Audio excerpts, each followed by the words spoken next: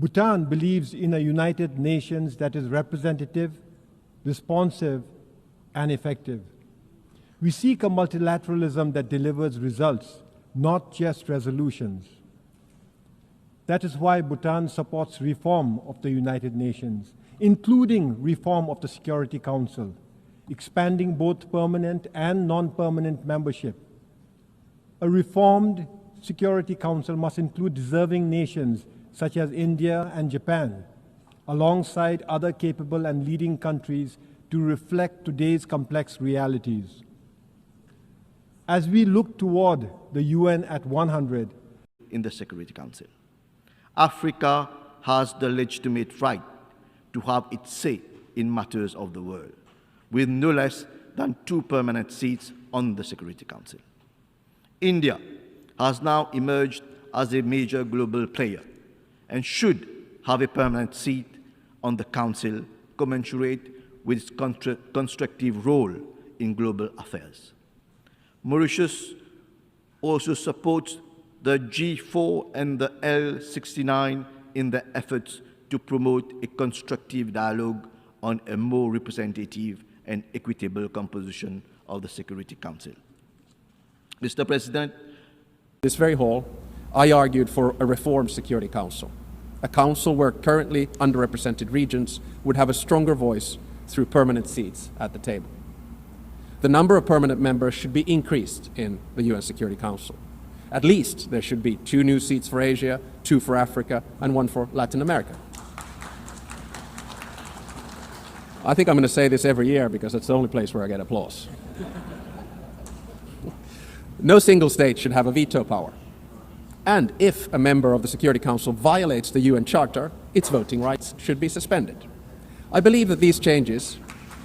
So, as like-minded global South countries, we today approach world affairs united and through a broad set of principles and concepts, and these include 1, fair and transparent economic practices that democratize production and enhance economic security, a stable environment for balanced and sustainable economic interactions, including more South-South trade, investment, and technology collaborations, resilient, reliable, and shorter supply chains that would reduce dependence on any single supplier or on any single market, an urgent resolution of conflicts that are impacting food, fertilizer, and energy security, the protection of global commons, including addressing maritime shipping concerns, HADR situations, environmental challenges, etc., a collaborative leveraging of technology for development, especially the creation of a digital public infrastructure, and a fair and level playing field in different domains that do justice to the development concerns of the Global South. Excellencies, friends, to get there, India would propose the following points for your collective consideration. 1, we utilize existing forums to strengthen consultations among Global South with a view to enhance solidarity and encourage collaboration. 2, bring to the table specific strengths, experiences, and achievements that we may have individually developed, but which can actually benefit fellow Global South members.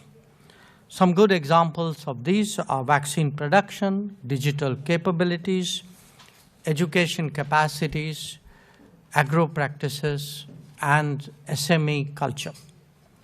3, in areas like climate action and climate justice, come up with initiatives that serve the Global South rather than justify the Global North. 4, discuss the promise of technologies on the horizon, especially AI. And 5, reform the United Nations and multilateralism as a whole. So with those thoughts, I look forward to hearing from you all. And once again, I really thank you. I think all of us know what a busy time this is, that we move from meeting to meeting. And I think any time which any of us commit is a statement in itself. So again, I want to say how pleased I am to see you all this evening. And back to you, Ambassador.